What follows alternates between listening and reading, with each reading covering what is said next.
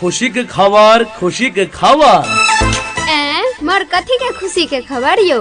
हे सुनु, विवाह हो या मुड़न उपनयन, सांस्कृतिक कार्यक्रम हो या अष्टजाम में मंडली के चयन, चिल्का चिल्की बूढ़ पुरान सब कियो झूमब लगा के कान।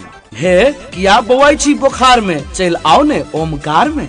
ई त कविता भ गेल, कनी फेर छा के कहू न। हाँ तो सुनू, आब अहाँ जो चाहब कोनो शुभ काज शुभ अवसर में सांस्कृतिक कार्यक्रम, जागरण कार्यक्रम, विवाह स्वयंवर के कार्यक्रम, मुड़न उपनयन पर कार्यक्रम आ अहू से विशेष संगीतज्ञ कलाकार द्वारा स्तरीय अष्टजाम खोजब त जत बहैत अछि सुर सरितालय, ई सबटा प्रस्तुत करैत अछि ओमकार संगीतालय।